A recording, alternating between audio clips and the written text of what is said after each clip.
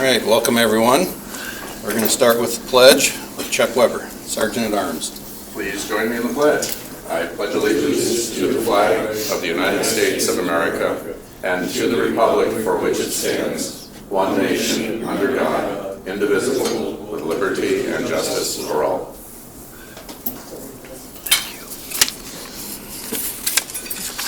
All right, everybody online, you hear me okay?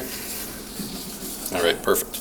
All right, I'm going to do invocation today. We've got a sign-up sheet going around. So this is a Ralph Waldo Emerson springtime prayer. For flowers that bloom about our feet, for tender grass so fresh, so sweet, for song of bird and hum of bee, for all things fair we hear or see. Father in heaven, we thank thee. For blue of stream and blue of sky, for pleasant shade of branches high, for fragrant air and cooling breeze, for beauty of the blooming trees. Father in heaven, we thank thee. Amen. All right. Guests and visiting Rotarians. Mary Ann. Hi there.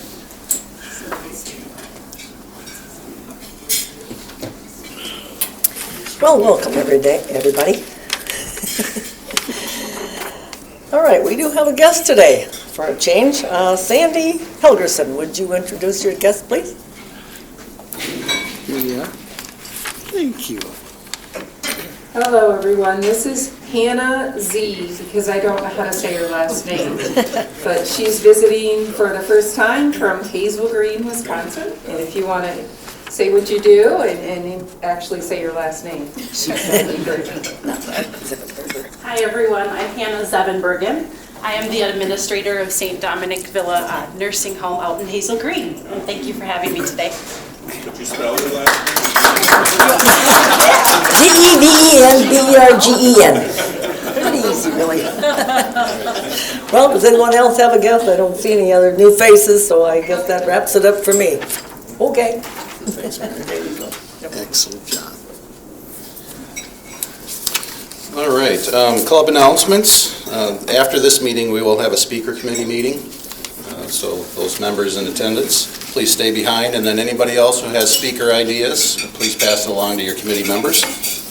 And we also have birthdays today, first meeting in March, birthdays and anniversaries today. Casey Fry on March 13th, Jim Jelinski, March 13th, Scott Goins, March 16th. Happy birthday, Scott. Cody Berger, March 18th, and Stuart Hoover, March 30th. And we should have done the commence the singing happy birthday. So how about if we do You want that us to now? sing it now? Would Yes, that be I think good? we should. All right. 1, 2, 3. Happy birthday to you. Happy birthday to you. Happy birthday, dear Rotarians. Happy birthday to you. Yes, I forgot we used to hum the happy birthday while we said that. Well, yeah. You we had a know, lot we more get people. out of rhythm. Yeah, we had a lot more people. Yes. Anniversaries. These are marriage anniversaries. Walt and Nancy Webster, 34 Yay. years.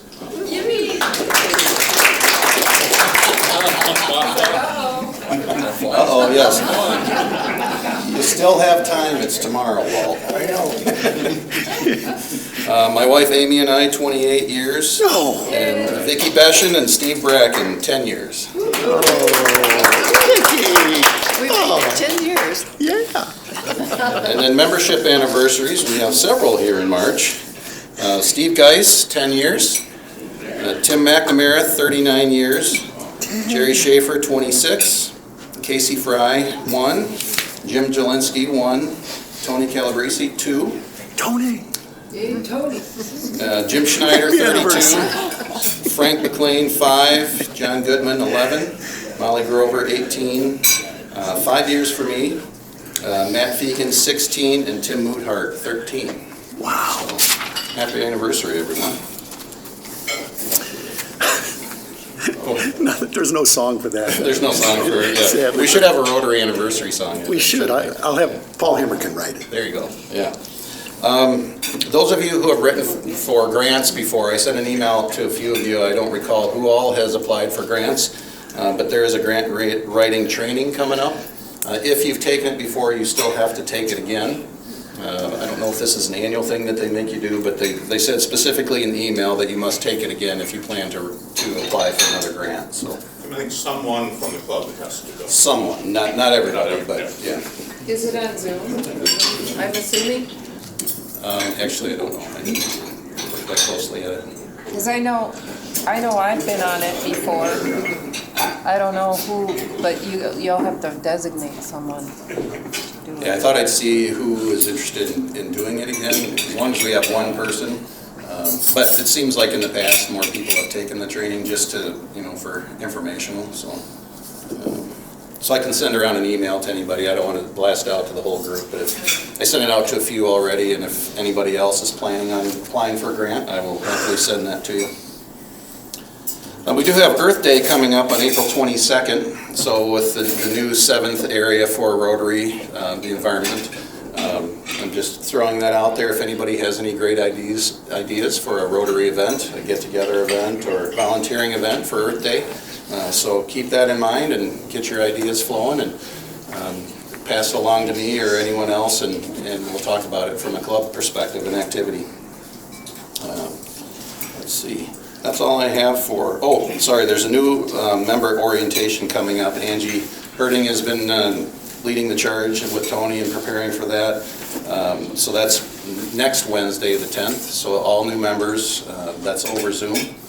So we'll have a nice agenda put together to help orient everyone. So anybody else is welcome to attend as well if you want a refresher or whatever. So that's all I have for club announcements. Happy Dollars, community announcements. Happy dollars, Happy happy dollars. dollars. Hi, going. Hey, All right, here we go. I just walked in the door. Look at this crowd. HR Cook. This is absolutely amazing. Everybody give yourselves a hand. Rotary's coming back. This is absolutely fantastic. Another happy dollar. We're back doing shows. I got a sold out Rodney Carrington. I'm not even gonna give tickets. I don't have any to give away. They're sold out. Rodney Carrington, 2 shows this weekend. Lee Bryce sold out next weekend. Almost sold out Firehouse show.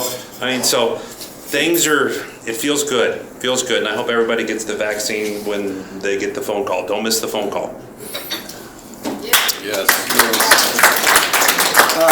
I have a happy dollar. Wait, just 1 second. There I am. I have a happy dollar. We my wife and I we're 72 years old, both of us, and we got a call from a text message actually from Hardig Drugs, one of the, I think, 5 or 6 places we were canvassing for shot availability. And what a professional experience that was. Right over here on University Avenue. It wasn't a crowd, there wasn't a line, but the patients were streaming in, and they had a expert pharmacist do the inoculation. So it was a very good experience, and I should congratulate a local company like Hardig's on doing such a great job and rising to the occasion. Excellent. Thanks, Gary. Others. Should mention we have 22 people in the room today, so yes, in presence is coming back. What's that? Yes. We would have had 20, there would have been 20, there would have been Anyone else? No? All right, so we'll do raffle then. Prizes. Bogle Chardonnay American Winery of the Year, #1 prize. Wow. And we got Spirit of Dubuque coffee mug. And inside there is a $50 silver dollar. Ooh. And we got water bottles with calendars. And that's it. Would you like to? Would you like to know? One peek. Kim Adams! Oh my gosh. Nice to grab the top one. I'll take the cup She with is so lucky. Yep. There you go. And what did we raise today? Oh, and it's $31. $31. And it's a good thing you love coffee. I don't drink coffee. How ironic, how ironic. Thanks for pointing that out. You wanted the mug more than the Chardonnay though, right? Scott Oh, my God, he wins every week. birthday boy. I knew Scott would love the wine. Here we go. Look at this. We're delivering it now. You are of age, aren't you? Otherwise, the sheriff will have to intervene. My ID later. There you go. I will say that whenever Scott goes to the track or the casino, I'm tagging along and you just tell me how to bet. All right, who won that? It's only John, booze, not much. John. Oh, John Luckstad. Oh, how wonderful. Hey, John. You'll never go thirsty again. Let's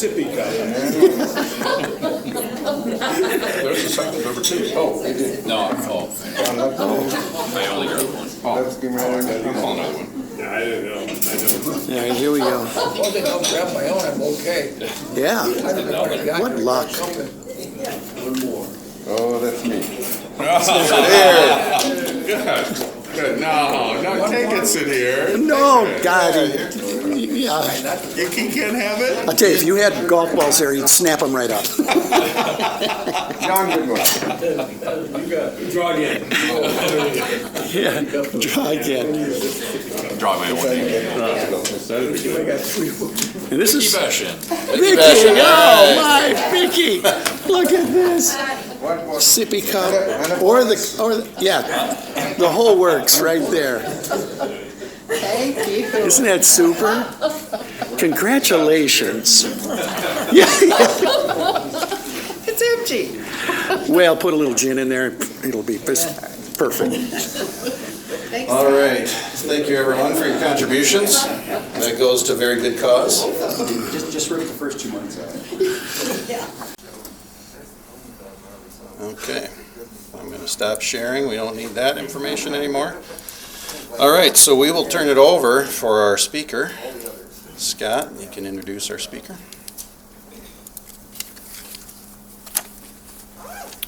All right, it's my pleasure to introduce Joe Kennedy. He's a lifelong Dubuque County resident.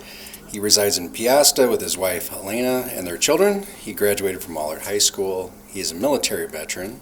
He's been in law enforcement for about 20 years. He's a former K-9 handler, and he was elected sheriff in 2016. Please welcome Sheriff Kennedy.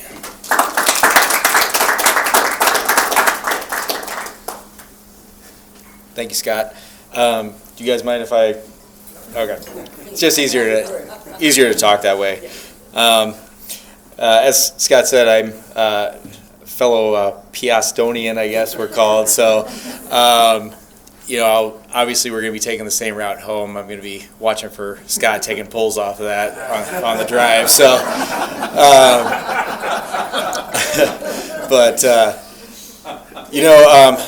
the first thing before we get started, I have to thank the Rotary Club because the last time I was here, you guys had a visiting Rotarian from California. Her name was Marcia Dashko. And she's written some books on leadership and things. And after everybody left, Marcia and I actually stood around for about a half hour chatting just about leadership things. And because that's something that I'm really interested in. I love reading books by Simon Sinek and guys like that. Always trying to learn new things about how to motivate people and make people want to work for you.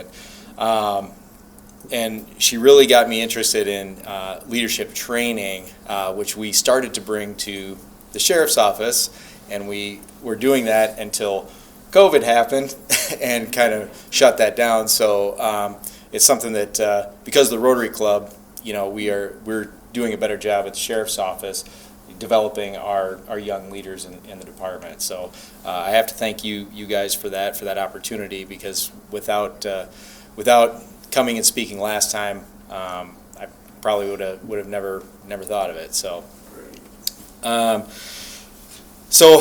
I know you guys wanted me to come and talk about the new things at the sheriff's office. So we'll get into a few new things, and then but I want to make sure that I give time if you guys have questions for me. I want to make sure that we have time to answer as many questions as possible. So a few of the new things since last time I was here. Number one, we instituted body-worn cameras with our officers. It's a good program. It was about a $120,000 investment, but we applied for a grant from the Department of Justice, and the grant paid for about half of that, and then we used internal funding sources to pay for the other half. So it actually didn't cost the taxpayers a dime to get that body-worn camera project going, and because our internal source is kind of a recurring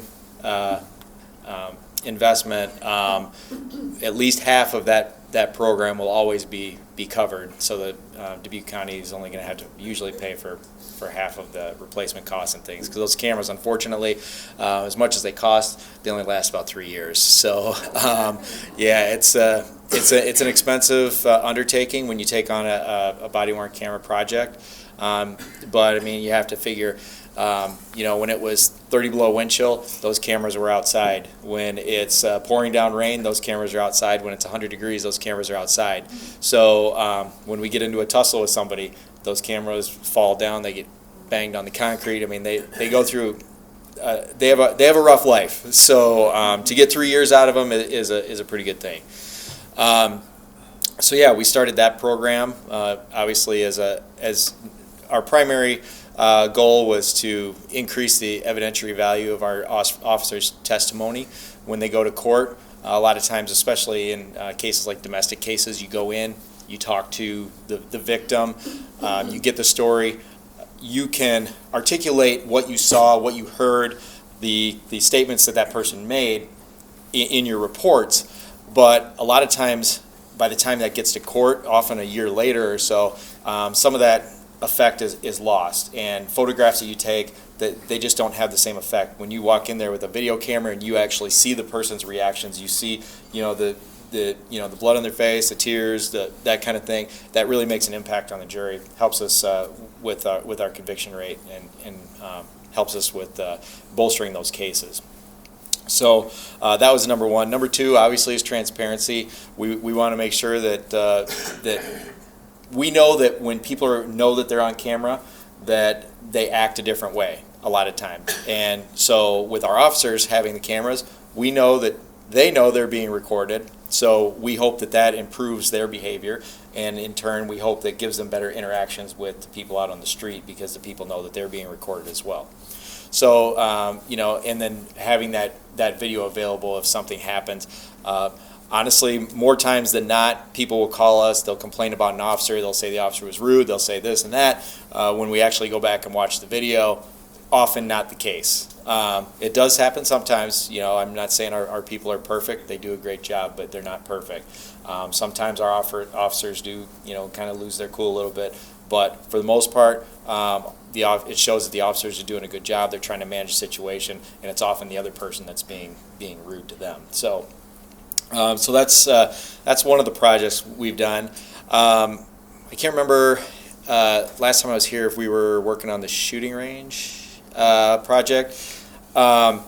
So several years ago, the county bought this property out by Graff to build a shooting range, because law enforcement had never had its own dedicated shooting range. We were always using other people's property, and then we were subject to their rules, which really, it was fine because it got us what we needed, but at the same time, we couldn't really use it at our discretion. So the county bought some property, I think it was back in 2011, and with the intent to build a shooting range for law enforcement.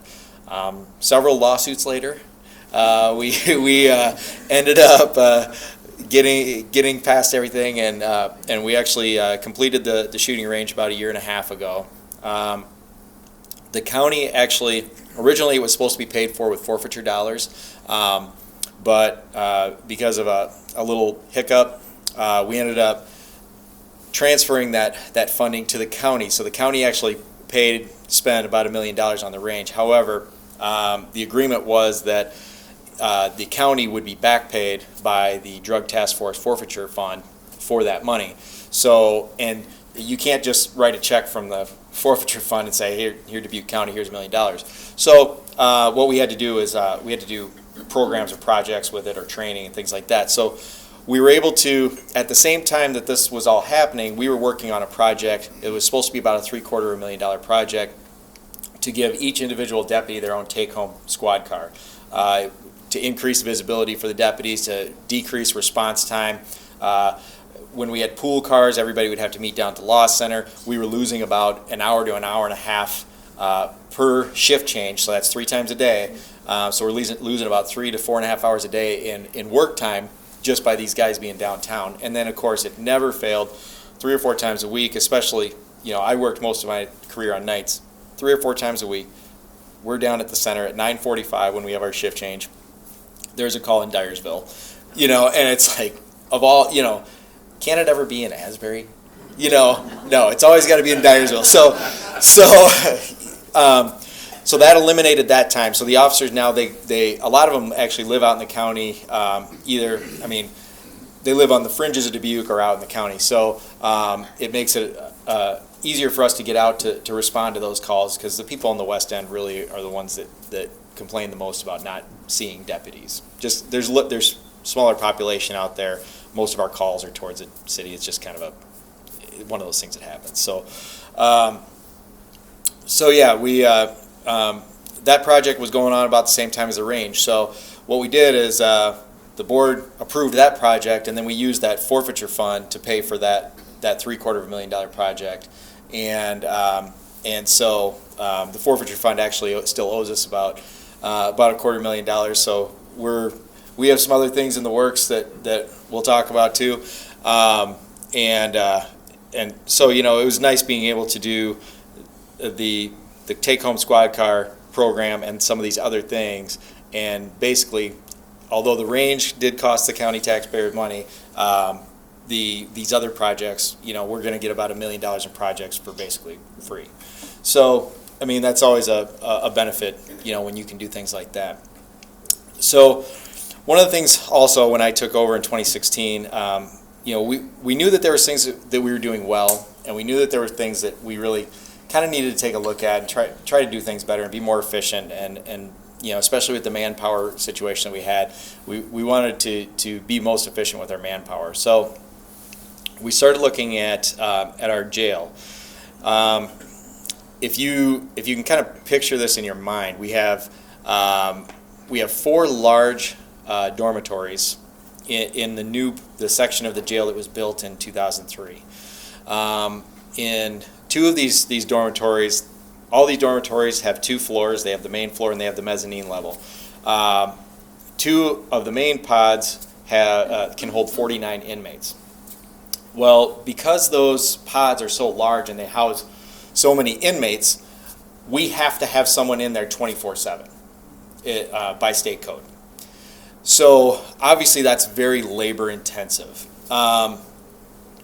So we got looking at it, and while we were looking at another project, an architect had been working with us on another thing, and he said, hey, if you guys don't do anything else to this jail, you have to wall off these top mezzanine levels in these large pods and break them into 2 pods.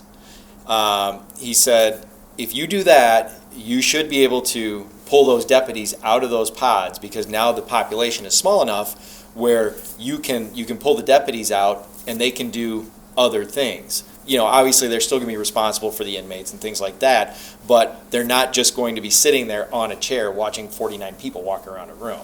Obviously that's not good use of their time. So we're working on that project right now. We just got the contract signed around the first of the year, and so that project's going to be starting here probably, I think they were thinking like mid-April. It's going to be a little bit of a bump in the road for us, because obviously we can't have the inmates in these areas when we're working on them.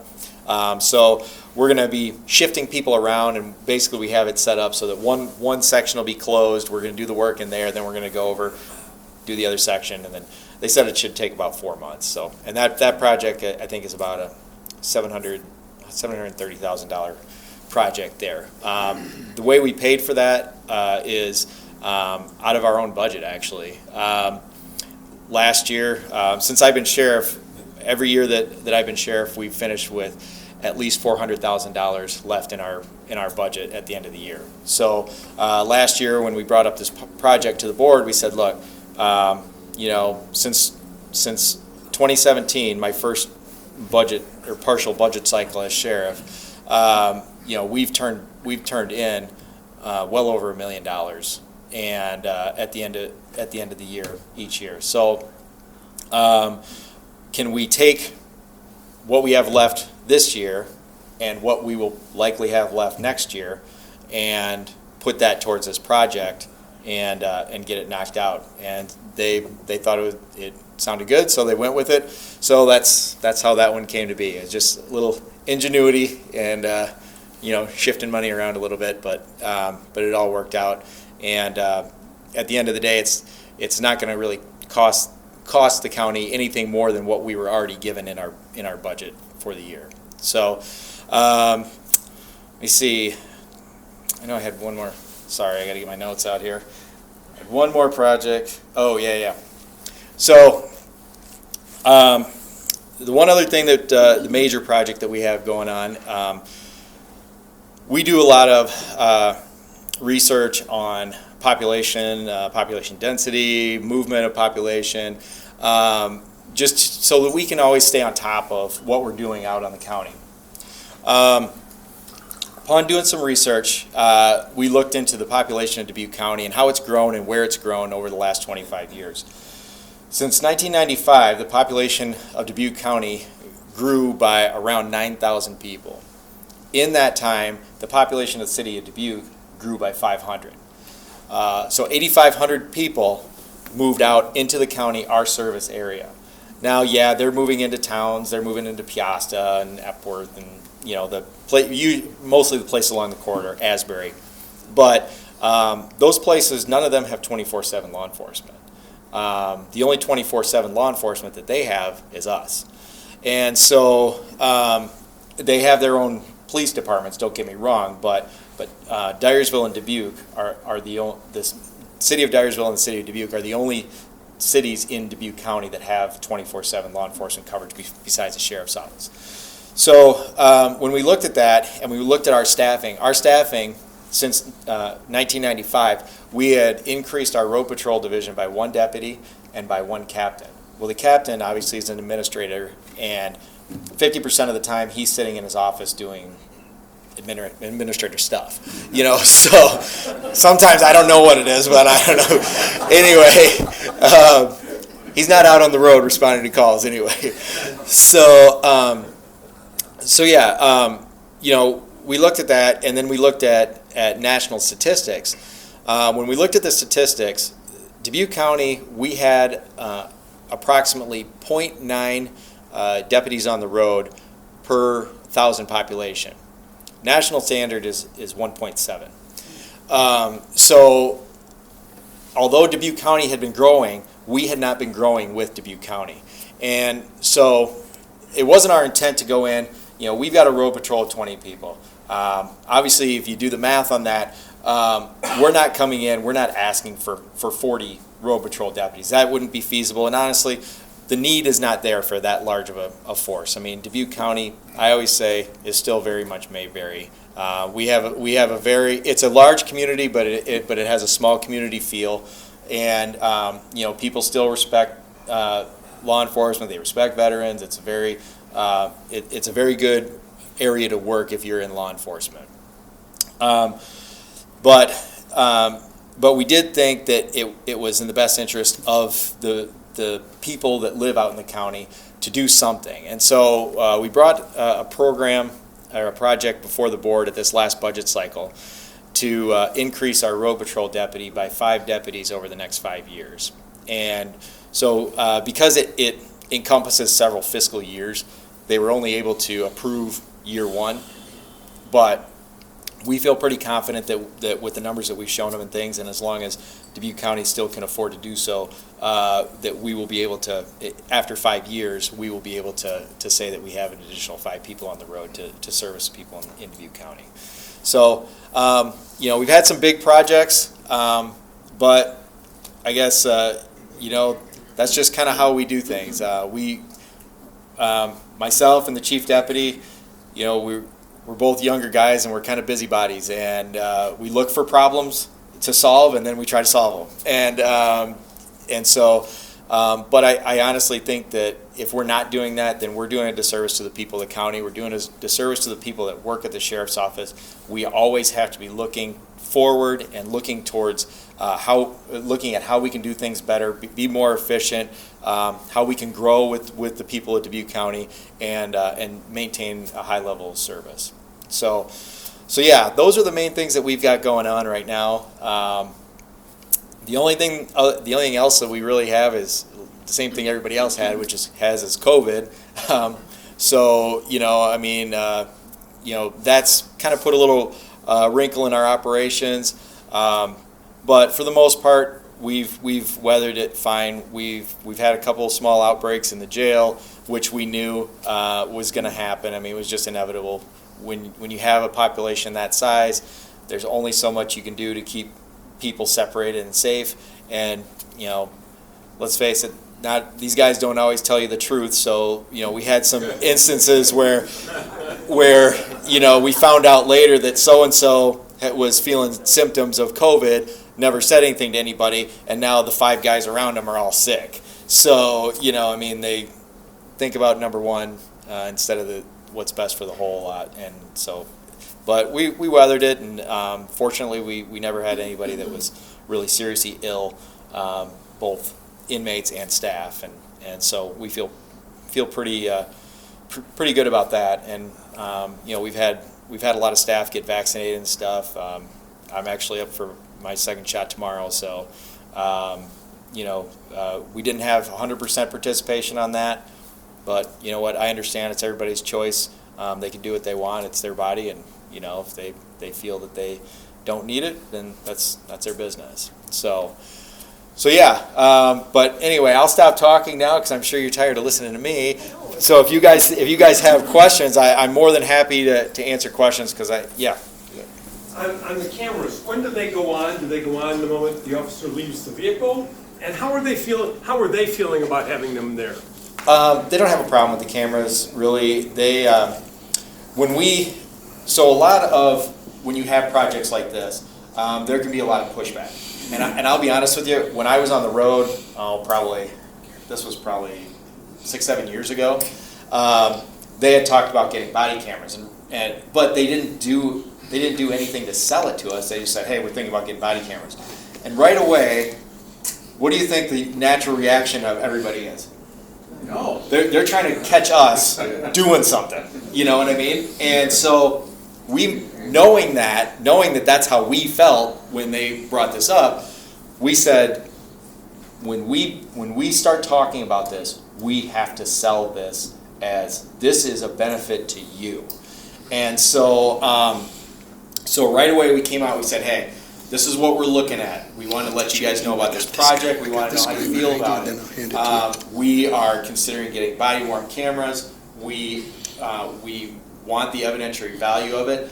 We know that in the years since body cameras have come up, since body cameras have been out, that they have shown that the officers have generally been doing the right things when they receive complaints, and for the most part, they've caught some bad actors, and you're always going to do that. But we sold it as, hey, this is going to help you more than it hurts you to have this, and it's been a good thing. As far as when they go on, so we're experimenting right now with the unit that we bought is compatible with our in-car cameras. And so we're experimenting with a unit right now that actually connects the two, so that when you turn one on, it turns the other camera on. And so the people that have those units, as soon as they turn their lights on, or as soon as they activate their body camera, both their in-car and their body camera are on. The other deputies that don't have those units, they turn them on when, according to policy, which is when they're at a scene, or when they're pretty much any time they're dealing with the public. other than, handing some kid a sticker or something like that, you know what I mean? So anything that we think would be something that's confrontational or has the potential to be confrontational. So, Thank you. yeah. Have those cameras saved the county any money in terms of lawsuits, or is that kind of data available? People that sell it to you probably say so. Yeah, we don't really have any data on that because we haven't had any complaints like that yet. We had a couple lawsuits, but the lawsuits that we had were all pre-body camera. So I really can't answer that one for you right now. So Joe, it's a little bit past due, but congratulations on your re-election win. Oh, I know thank you ran a great campaign, tough competition, Yeah. all that stuff. So I do the best I can. somewhat serious, quite obviously, the law enforcement being in the news and some of the negative things going on there. Has that made it more difficult to keep and attract people into that line of business? And I guess generally, what's morale like? It's funny you say that because I actually have employment interviews at 1:30 today for new employees. But I will say this, it's definitely made it more difficult to recruit. When I got on the sheriff's office back in 2000, when I took the test that year, there were about 100 applicants, and there was a list of over 40 people that actually passed the written and the physical fitness test. And there was a list of 40 possible potential employees for like 4 positions. We have about 4 to 5 positions a year available. And we tested 2 weeks ago. We had 31 applicants. 10 people didn't even show up for the test. We had 7 people fail the physical fitness test. And then we had 4 people that failed the written test. So we have a list of 10 people, and we have 2 people that we have to hire. So it's very difficult, and it's really troubling when you listen to people in the media and they say, well, law enforcement, they need to get the best people and they need to do the best this and the best that. It's like, okay, well, the problem is it's hard to get the best people because you guys have kind of chased them all away. When you see what these officers go through, and some of these guys have it coming. I mean, Derek Chauvin's incident, I mean, you won't find a cop in this country that said what he did was okay. So that was a bad deal. But I mean, that's an isolated incident. When they talk about statistics and they talk specifically about law enforcement killing unarmed men of color. Yes, they do sometimes. They also kill people who are Caucasian who are unarmed. It happens, but you don't really hear about that issue. You hear about disproportionately that they kill people of color. And when you look at the statistics, it's like a minutia of a fraction of cases of law enforcement interactions over the course of a year that actually happens. And it's not like law enforcement goes out, saying, "Hey, I'm gonna go kill somebody today." That just doesn't happen. Some guys do bad things. I'll be the first to admit it. But for the most part, the media has drug our profession down so bad. I don't blame people if they don't want to get involved in this. I wouldn't want to be second guessed every night on the nightly news for 3 weeks and have my name dragged through the mud. Right here. Life without work is sort of useless or pointless.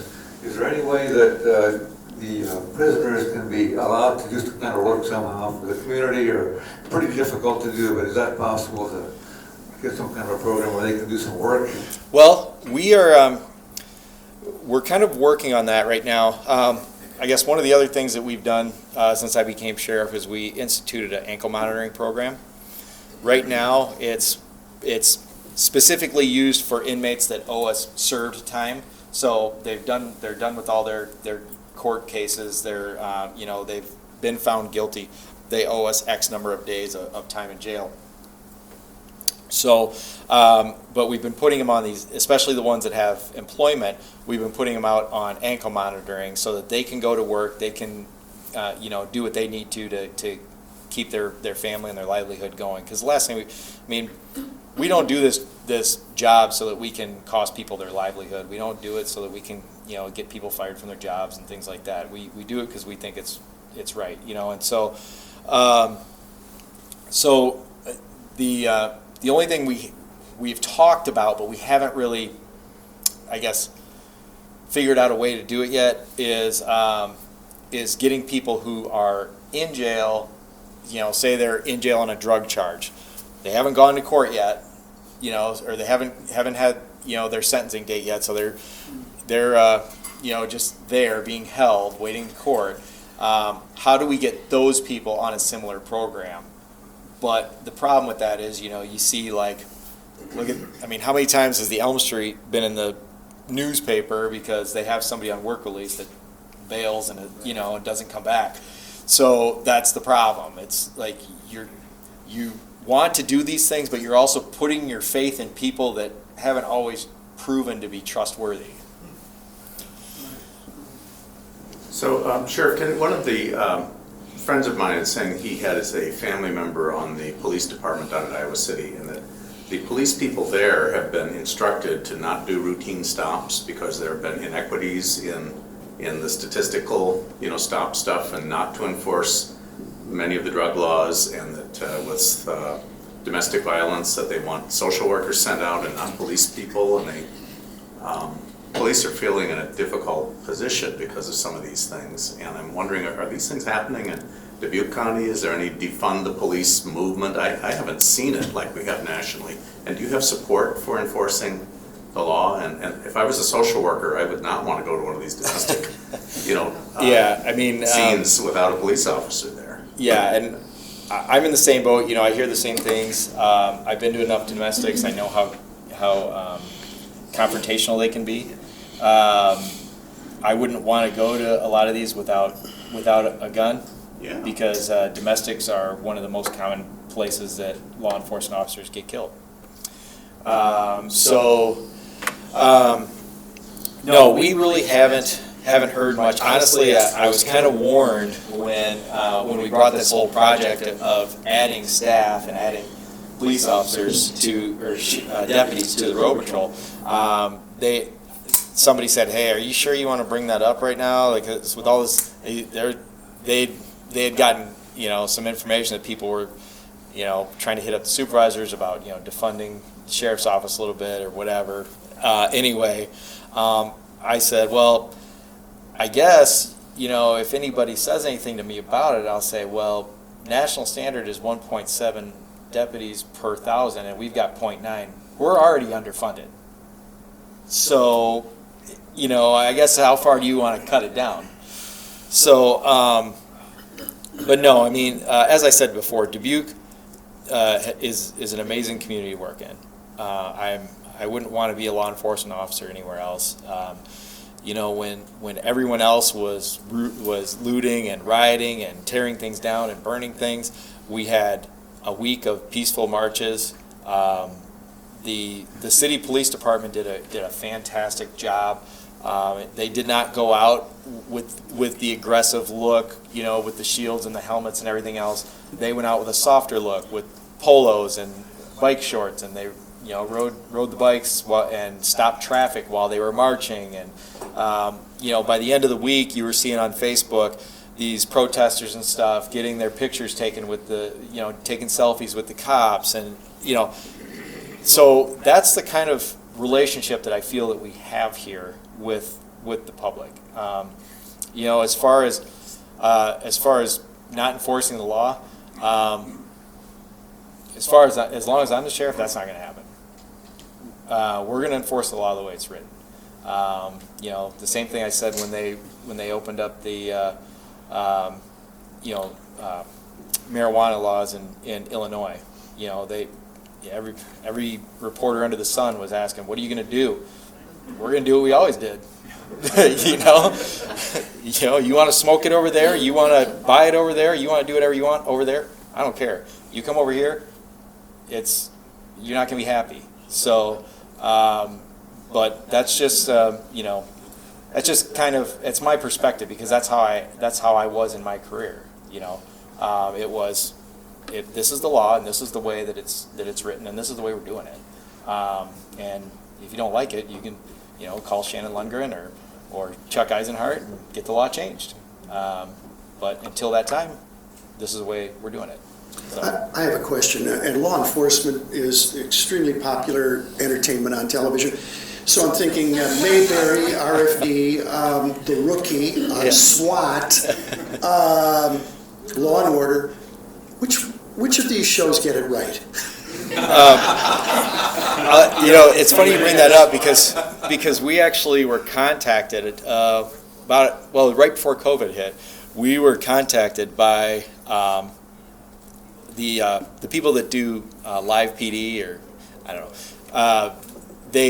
They were going to start doing a show in jails, and they contacted us about doing their show in our jail, and I was really lukewarm to the idea, but I said, you know what, I'll let the staff decide. If they're okay with it, whatever. Well, I don't care. I sent it up to the staff, and they were like, "No way." so I'm glad I asked. But honestly, to be perfectly honest with you, I don't watch any of those shows. I couldn't tell you which one we're most like, because I can't stand them. They always find the magic piece of evidence that that gets them what they need. They always they've got technology that doesn't exist, or it only exists for the FBI, or no local law enforcement has this stuff. And they really give an unrealistic expectation. We talk about it in court. It's called CSI factor, where people go in there, these jurors go in there, they listen to this testimony, and they think, well, surely he should have seen that partial quarter-inch long fingerprint underneath the door handle of that car. That doesn't happen. It's just not that easy, and they make it look easy, and they put an unrealistic expectation. Wanted to thank you for serving and protecting, but also thank you for giving back. The Sheriff's Department not long ago had a little fundraiser, and they made a pretty significant donation to our domestic violence shelter at the Y. So thank you very much for all that you do, and all law enforcement. Thank you. It's a fun thing for us to do. It lets the guys kind of, I guess, more or less let their hair down for a few months, and just so everybody is up to speed on it. For 3 months every winter, we allow the deputies who wish to forego our shave policy. We let them grow a beard for a nominal fee, and then we donate that money to charity. We had always donated to Make-A-Wish. We have some other. I don't know if you've ever heard of the Cuffs and Hoses softball tournament for Make-A-Wish. We've kind of always had this connection with Make-A-Wish. But given the circumstances this year, we decided that we were going to do our giving locally. And so, yeah, we gave half of it to the Y Domestic Shelter, and we gave half of it to the Veterans Freedom Center. So it was a fun thing. So.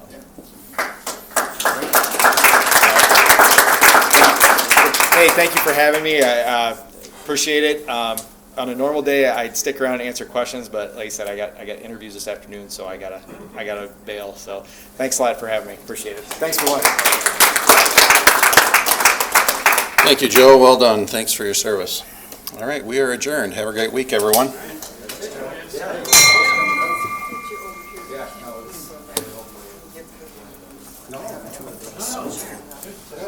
right.